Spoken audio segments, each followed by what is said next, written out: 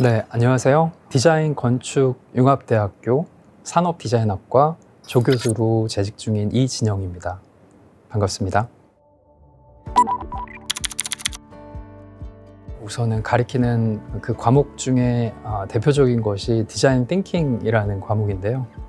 이 디자인 띵킹이라는 것은 학생들이 주어진 문제를 푸는 것이 아니라 주도적으로 어떤 문제를 발굴하는 과정을 통해서 문제를 해결하는 방법까지 찾아낼 수 있는 그런 프로세스로 볼 수가 있습니다. 제가 주로 진행하는 교수법은 디자인 사고를 기반으로 한 플립트 러닝, 거꾸로 수업이라고도 하죠.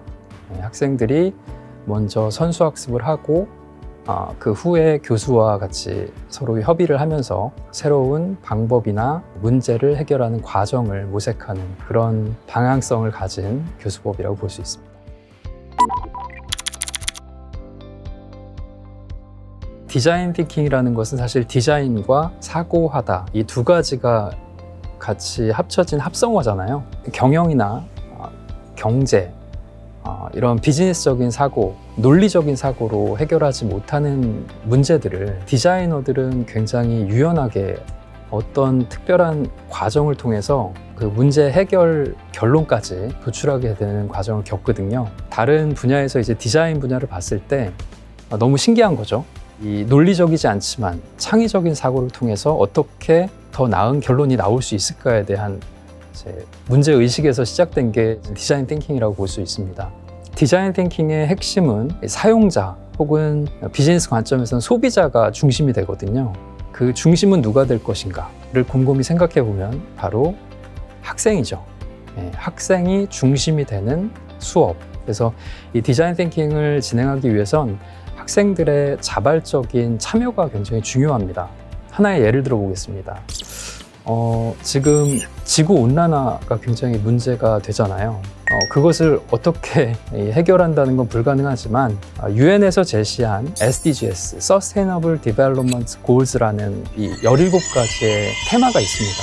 지속 가능한 생산과 소비, 이런 테마가 있습니다. 그럼 지속 가능한 생산과 소비를 위해서 우리가 가지고 있는 현실에 가장 문제가 되는 점이 무엇일까에 대해서 생각해 보는 것부터 시작하는 거예요. 원래는 이제 교수님들이 뭔가 주제를 던져주는 식의 수업이었다면 학생들이 이 대주제 안에서 헤엄을 치는 거죠.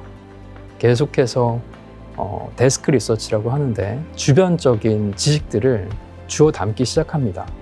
그렇게 주워 담다 보면은 이 바구니가 넘치겠죠. 넘치는 과정 속에서 정말 필요한 것들을 교수님들이 이렇게 찝어주는 역할을 해준다고 저는 보고 있습니다. 그래서 제가 했던 역할도 그런 역할이었고요.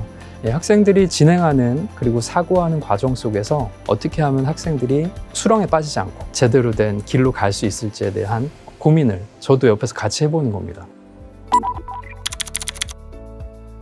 학생들에게 선수학습이라고 해서 먼저 제가 제시된 자료를 제공하기도 하고 영상 강의를 제공하기도 하면서 학생들이 먼저 어떤 것을 배우는지에 대한 그 브리프 학습을 진행을 하게 됩니다. 이것이 바로 플립트 러닝의 핵심인데요. 먼저 학습을 하고 나서 학교에 와서 교수님이나 학생들하고 같이 피어 리뷰를 진행을 하다 보면은 알고 있는 지식이 어느 정도 있기 때문에 이 토의와 토론에 있어서 훨씬 더 수월하게 진행할 수 있는 그런 상황이 되거든요. 그런 부분을 잘 이용을 해서 학생들이 저항감을 갖지 않고 자연스럽게 토의와 토론을 할 수 있도록 독려하고 유도하는 방향으로 수업을 진행을 했습니다. 교수님들이 어떤 역할을 해주느냐에 따라서 학생들이 자발적으로 참여할 수 있느냐 없느냐가 결판이 나는데 제가 주로 제 학생들을 대하는 방법은 퍼실리테이터라고 합니다. 좀 촉진자의 역할을 해주는 방향으로 교수법을 진행하고 있습니다. 이 퍼실리테이팅이라는 것은 경영 마케팅이나 그 외 다양한 분야에서도 많이 사용하고 있는 용어긴 한데요. 학생들이 어떻게 사고할 수 있는지에 대한 그 촉진을 잘 해줄 수 있는 도움을 주는 사람, 그리고 가이드를 줄 수 있는 그런 사람의 역할을 하는 것이 바로 교수가 아닌가라는 생각을 하게 됐습니다. 저희는 이제 문제를 찾기 위한 작업을 선수학습에서 진행을 많이 하거든요. 그러고 나서 문제가 설정이 되는 걸 문제 정의 단계라고 합니다. 이 문제가 정의가 되고 나면은 문제에 속하는 다양한 이해관계자들이 있습니다. 사람이죠, 그러니까. 어떤 문제건 사람이 항상 결부가 되게 돼 있어요. 그러면은 이분들에게 물어봐야지 가장 좋은 답을 얻을 수 있잖아요. 근데 대부분의 학생들은 이제 뭐 인터넷으로 영상을 찾아본다든지 아니면 뭐 뉴스 기사 그렇게 찾아보긴 하는데 통찰력을 얻기 위해서는 직접 사람과 만나보는 것이 가장 좋다라는 게 저의 생각입니다. 주로 저희가 디자인 에스노그래피라고도 하는데요. 인터뷰를 좀 많이 진행을 합니다. 이 현장에 나가서 직접 사람들을 만나고 그 사람들에게 묻고 질문하는 과정 속에서 그들도 몰랐고 우리도 몰랐던 어떤 새로운 것들을 이렇게 끄집어낼 수가 있거든요. 그래서 하나의 예를 들면은 울산대학교 내에 분리수거가 잘 안 되고 쓰레기를 수거하시는 여사님들의 고충이 좀 많이 높다, 이런 것들을 발굴해낸 팀이 있었습니다. 그 다음 스텝으로 그럼 그들에게 뭘 해줄 수 있을까를 이제 고민하는 와중이었어요. 근데 직접적으로 여사님들을 만나보질 않고 상상을 자꾸 하려고 하더라고요. 그래서 지나가시는 이제 여사님을 제가 모셨죠. 이제 죄송한데 저희가 이런 이제 문제를 좀 찾고 그리고 문제를 좀 해결해 드리기 위한 그 과정을 진행을 하고 있는데, 여사님 오늘 이거 쓰레기 버리시면서 어떤 게 가장 힘드셨어요? 얘기를 하는 와중에 자연스럽게 학생들에게 이렇게 소개를 시켜주면서 그걸 할 수 있게 만들어줬거든요. 그 상황이 되고 나니까 학생들이 이렇게 하는 거구나라는 것을 느끼는 그 순간을 저도 같이 함께 느꼈거든요. 그래서 이런 게 진짜 살아있는 교육이 아닐까라는 보람을 조금이나마 느낄 수가 있었습니다. 학생들이 주인공인 그런 교육이 바로 제가 지향하고 있는 수업 방식입니다. 한 가지 변하지 않는 본질적인 게 있는데요.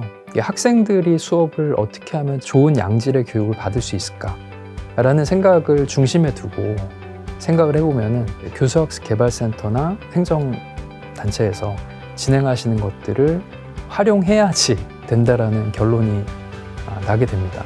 너무 많은 생각을 하지 마시고 한번 진행을 해보시고 거기에서 발생하는 여러 가지 시행착오들은 계속해서 개선해 나갈 수 있을 정도의 아주 작은 허들이라고 생각하시고 진행하시면 될 것 같습니다.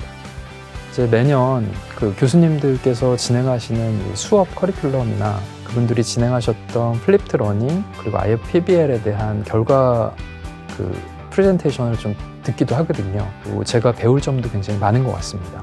이런 자리들이 좀 더 많이 활성화된다고 하면은 교수님들께서 10년, 20년 그 노하우들도 많이 있으실 것 같습니다. 좀 대외적으로 많이 공유가 되고 그리고 서로 토론 토의도 진행이 될 수 있는 장이 좀 더 많이 만들어지면은 학교 수업을 하는 데 있어서 학생들에게 줄 수 있는 그런 양질의 교육이 더 많이 활성화되지 않을까라는 생각이 듭니다.